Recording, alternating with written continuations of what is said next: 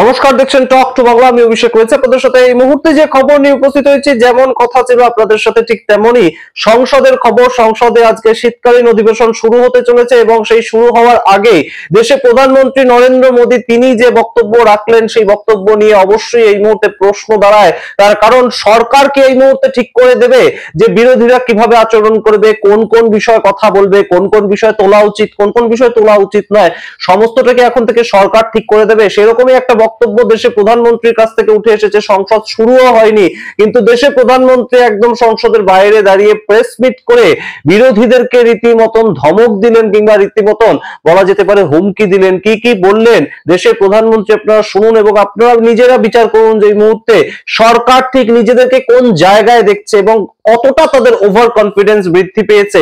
শুধুমাত্র বিহারের ভোটটা জিতে গিয়ে তারা কোন তীর মেরেছে আমরা জানি না বিহারের ভোট জিতে, কিন্তু রাষ্ট্রীয় সমস্ত সমস্যার একটাই কি সমাধান, সেটা বিহারের ভোটে জয়। এবং সেই বিহারের ভোট নিয়ে কিভাবে জয় হয়েছে সেটা নিয়ে বহু প্রশ্ন আছে, কিন্তু সেগুলোকে অতিক্রম করে সরকার এখন কোনো ধরনের কোনো ডিফেন্সিভ মোডে নয়, বরঞ্চ সম্পূর্ণ অ্যাটাকিং মোডে থাকবে। এটাই কিন্তু দেশের প্রধানমন্ত্রীর বক্তব্য থেকে আজকে স্পষ্ট পরিষ্কার যে শীতকালীন অধিবেশন একটা খুব গুরুতর অধিবেশন হতে চলেছে, যখন দেশের প্রধানমন্ত্রী বলছেন যে পরাজয় নিয়ে তার হতাশা যেন সংসদে উঠে না আসে, বিরোধীরা যেন বিহারের যে পরাজয়টা সেইটার যে তাদের আক্ষেপ সেটা সংসদে নিয়ে এসে না ফেলে। তিনি কি কি বলছেন সমস্তটাই বলবো কোট আনকোট আপনাদের। তার আগে অবশ্যই টক টু বাংলা ইউটিউব চ্যানেলটিকে সাবস্ক্রাইব করে দিন, এই ভিডিও দেখুন শেষ অবধি স্কিপ না করে। এই মুহূর্তে সবচেয়ে গুরুত্বপূর্ণ বিষয় হচ্ছে এসআইআর এর বিষয়টা আপনাদেরকে গতকালই জানিয়েছি যে এসআইআর নিয়ে সময় শেষ পর্যন্ত বাড়াতে বাধ্য হয়েছে ইলেকশন কমিশন এবং 7 দিন করে সময় সমস্ত ক্ষেত্রে বাড়িয়ে দিয়েছে। এবং সেই ক্ষেত্রে দেশের প্রধানমন্ত্রী কিভাবে বলেন যেগুলো ইম্পর্টেন্ট বিষয় নয়, তিনি যা বলছেন আপনাদেরকে আগে বাংলায় শোনাচ্ছি, তারপর একদম দেশের প্রধানমন্ত্রী মুখ থেকে আমরা শোনাবো। আগে আপনারা শুনুন তিনি কি বলছেন। স্লোগানিং যেন বিরোধীরা না করে, স্লোগানিং করতে বারণ করছেন। কারণ বাদল অধিবেশনের কথা আপনাদের নিশ্চয়ই মনে থাকবে, প্রচন্ড স্লোগানিং হয়েছিল, এতটাই স্লোগানিং হয়েছিল ওম বিড়লা আসতেন 1 মিনিটের মধ্যে সংসদ বন্ধ করে দিয়ে চলে যেতেন। এবং সেইখানে আগে থেকে বলে দিচ্ছেন স্লোগানিং যেন বিরোধীরা না করে।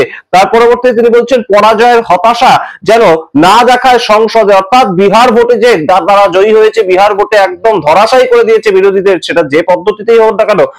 তারা হয়তো বিশ্বাস করছেন, মানুষ ভোট দিয়েছেন, আমরা জানি না তারা আদৌ বিশ্বাস করছেন কিনা, কিন্তু এই বিষয়টাকে একদম দেশের প্রধানমন্ত্রী বলছেন যে বিহারের ঘটনা তো অনেকদিন হয়ে গিয়েছে, কিন্তু সেটার থেকে আপনারা এখনো বেরোতে পারছেন না, অর্থাৎ পরাজয়ের হতাশা থেকে আপনারা এখনো বেরোতে পারছেন না। এই ধরনের যদি কোনো পার্টির সর্বোচ্চ পজিশনে যিনি আছেন বিজেপির জায়গা থেকেও দেখলে তিনিও যদি বলেন, তাহলে কি সেটা কোথাও গিয়ে দেশের গণতন্ত্র রক্ষার জন্য সঠিক অবস্থান? আপনারা বিচার করবেন। তারপর তিনি বলছেন চর্চার মতো বিষয় যেন আলোচনায় নিয়ে আসে, ফালতু বিষয় যেন না নিয়ে আসে। তারপর তার বক্তব্য, স্লোগান দিয়ে নয় নীতি দিয়ে এখানে কাজ হয়, কোনো ড্রামার এখানে জায়গা নেই। ড্রামা, একদম বিরোধীদের যা কাজকর্ম সেটাকে ড্রামা বলে আখ্যায়িত করছেন দেশের প্রধানমন্ত্রী। আপনারা বিষয়টা সম্পূর্ণ বুঝুন এবং সম্পূর্ণ আপনাদের মতামত কমেন্ট বক্সে কমেন্ট করুন। আজকে থেকে একটা নতুন অধিবেশন শুরু হতে যাচ্ছে, শীতকালীন অধিবেশন। বিভিন্ন বিষয়ে এই মুহূর্তে গুরুত্বপূর্ণ। আমরা সামগ্রিক শীতকালীন অধিবেশনটার প্রতি মুহূর্তের আপডেট আপনাদের সামনে তুলে ধরার চেষ্টা করবো আগের অধিবেশনগুলোর মতোই। কারণ সংসদে কি হচ্ছে দেশের প্রত্যেকটি নাগরিকের, রাজনীতি সচেতন প্রত্যেকটি নাগরিকের জানা দরকার। এবং টক টু বাংলার পর্দায় আপনারা অবশ্যই নজর রাখুন, যারা সাবস্ক্রাইব করেননি এখনো সাবস্ক্রাইব করুন, কারণ সংসদের অভ্যন্তরের প্রত্যেকটি আপডেট প্রত্যেক মুহূর্তে আমরা আপনাদের সামনে তুলে ধরবো। এই মুহূর্তে তার পরবর্তীতে দেশের প্রধানমন্ত্রী বলছেন নেগেটিভিটির মধ্যেও মর্যাদা রাখুন, অর্থাৎ কতটা নেগেটিভিটি ছড়াবে বিরোধীরা সেটাও দেশের প্রধানমন্ত্রী ঠিক করে দেবেন। এবং তিনি বলছেন ইম্পর্টেন্ট বিষয় তুলছে। আচ্ছা, ইম্পর্টেন্ট বিষয় কি এসআইআর নয়? এই মুহূর্তে এসআইআর এর কাজের চাপে যে 18 জন বিএলওর মৃত্যু হলো সেটা ইম্পর্টেন্ট বিষয় নয়? নাকি লালকেল্লায় যে ধামাকাটা হলো কয়েকদিন আগে, অপারেশন সিন্দুরের ভয়টা মানুষের মধ্যে থাকতে থাকতেই রীতিমতো লালকেল্লার ধামাকাটা হলো, সেটা ইম্পর্টেন্ট বিষয় নয়? যেটা নিয়ে স্বরাষ্ট্রমন্ত্রী এখন একটাও কোনো বক্তব্য রাখেননি, সেটা ইম্পর্টেন্ট বিষয় নয়? তাহলে পরাজয় বিরোধীদেরকে আক্রমণ করে একদম সংসদ শুরুর আগের থেকেই যেভাবে দেশের প্রধানমন্ত্রী একদম বিরোধীদেরকে কোণঠাসা করার চেষ্টা করলেন, সেটা কি কোথাও গিয়ে কাঙ্ক্ষিত দেশের প্রধানমন্ত্রীর কাছ থেকে? আমরা জানি না। এই প্রশ্নের উত্তর আপনারা দেবেন, আপনারা আপনাদের মতামত কমেন্ট বক্সে কমেন্ট করবেন। এবং এই মুহূর্তে দেশের প্রধানমন্ত্রী যেভাবে সংসদ শুরুর আগে থেকেই একদম তিনি প্রেস মিট করে বিরোধীদেরকে আক্রমণ করলেন, সেখান থেকে কিন্তু বোঝা যাচ্ছে যে আর যাই হোক বিরোধী বিরোধীরা যখন এক কাট্টা মনোভাব নিয়ে সরকারকে অ্যাটাক করার মোডে রয়েছে, সেটাকে ট্যাকেল করার জন্য সরকার কোন রকম ডিফেন্সিভ প্রক্রিয়ায় যাবে না। বিহারের জয় দিয়ে তারা সমস্ত রাষ্ট্রীয় সমস্যার সমাধান করতে চাইছে। যারা হেরে গেছে তারা কোনো কথা বলতে পারবে না, এইটাই কি সরকার বোঝাতে চাইছে? আপনাদের কমেন্ট দেখার অপেক্ষায় রইলাম। দেখুন আপনারা দেশের প্রধানমন্ত্রী কি বললেন প্রেস মিট করে, তার নিজের মুখ থেকে শুনুন, বিচার করুন, কমেন্ট বক্সে কমেন্ট করে দেখতে থাকুন। টক টু বাংলা, অবশ্যই টক টু বাংলার প্রত্যেকটি ভিডিওতে আজকের থেকে নজর রাখুন। প্রত্যেকটি ভিডিও সংসদ ওরিয়েন্টেড হতে চলেছে। ধন্যবাদ। विपक्ष भी अपना दायित्व निभाएं, चर्चा में ऐसे मुद्दे उठाएं, मजबूत मुद्दे उठाएं, पराजय के निराशा में से बाहर निकल करके आए। और दुर्भाग्य है कि एकाध दो दल तो ऐसे हैं कि वो पराजय भी नहीं पचा पाते। और मैं सोच रहा था बिहार के नतीजे इतना समय हो गया है तो अब थोड़ा संभल गए होंगे, लेकिन कल जो मैं बयानबाजी सुन रहा हूं उनकी, तो उसे लगता है कि पराजय ने उनको परेशान करके रखा है। लेकिन मेरा सभी दलों से आग्रह है कि शीतकालीन सत्र में पराजय की बौखलाहट का वो मैदान नहीं बनना चाहिए।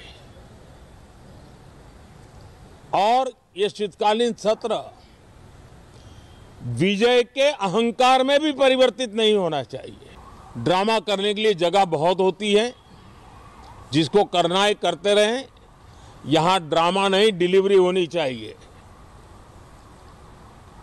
नारे के लिए भी जितने नारे बुलवाने हो, पूरा देश खाली पड़ा है। जहां पराजित होकर के आए वहां बोल चुके हो, जहां अभी पराजय के लिए जाने वाले हो वहां भी बोल दीजिए। लेकिन यहां तो नारे नहीं, नीति पर बल देना चाहिए, और वो आपकी नीयत होनी चाहिए। साथियों, हो सकता है राजनीति में नेगेटिविटी कुछ काम आती होगी, लेकिन अल्टीमेटली नेशन बिल्डिंग के लिए कुछ सकारात्मक सोच भी होनी चाहिए। नेगेटिविटी को जरा अपनी मर्यादाओं में रख करके नेशन बिल्डिंग की तरफ ध्यान दें, ये मेरी अपेक्षा रहेगी। साथियों, ये शीतकालीन सत्र एक और कारण से भी महत्वपूर्ण है। हमारे नए माननीय सभापति जी आज से हमारे उच्च सदन का मार्गदर्शन उनका शुरू हो रहा है।